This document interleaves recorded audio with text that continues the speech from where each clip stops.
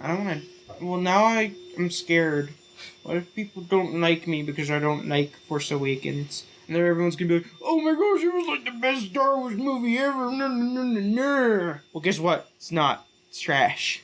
It was like marginally better than episodes 1 and 2, but I actually like 3 better. And I know people are gonna like freak out on me about that, but 3 was the best of the prequels. We all agree on that, okay? It was a decent movie. Hayden Christensen wasn't that cringy in it, and the action was awesome, which totally saved it. Plus, General Grievous was a badass that they decided to kill because, I don't know, George Lucas. And then Force Awakens comes along, right? And it's like, I know, let's not do the prequels at all, like anything like that. Everyone seemed to like their originals. I know, let's just make this movie into the originals. And then that's what happened. And they had one original plot point, which was the hunt for Luke Skywalker, which was resolved in about 10 minutes. Like, at the beginning of the movie, it's like, oh my gosh, Luke Skywalker's missing, we gotta find him. And then they just ripped off episode 4 the rest of the way until, like, the last 5 minutes. And they're like, oh my gosh, Luke Skywalker's still missing, we gotta find him. And then R2-D2 knew the whole time, but he was, like, sleeping or something, and the power of love or the Force, like, woke him up, instead of, like, them rebooting him because he's a robot. I'm pretty sure they could have done that. His daughter found Luke. Oh, wait. Oh, that's a spoiler, Ryan. You know, we don't really know if Rey's his daughter. Yes, Rey is his daughter. We all know Rey is his daughter. That was pretty obvious.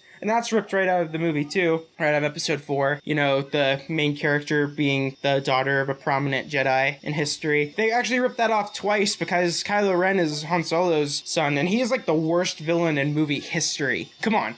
He is the worst. What is his motivation? He's angry. Oh, I'm so angry. I gotta turn to the dark side because I'm so angry. What are you angry about? Oh, I don't know. I'm just angry. That's his motivation. And then he's supposed to be like the greatest Jedi hunter since Darth Vader, right? He like killed all of Luke's students, and then he almost got beat by a stormtrooper with a lightsaber. Either that stormtrooper is like the greatest lightsaber fighter of all time then, who just needs training, or Luke is a terrible teacher, that means. I think it's probably that Luke is a terrible teacher, and that Kylo Ren is an overrated villain, and then that movie was incredibly average. They ripped, like, everything out of episode 4. Like, at the beginning, the bad guys show up, kill a whole bunch of people, and then the Sith Lord in a cool mask with a deep voice kills somebody. And then they have to search for a droid that has missing plans on a desert planet and outrun the stormtroopers, and they even escape from the desert planet in the Millennium Falcon in both movies. Both movies. And why was the Millennium Falcon on that random planet? I don't know, because, like, nostalgia or something. And then, yeah, it was just awful.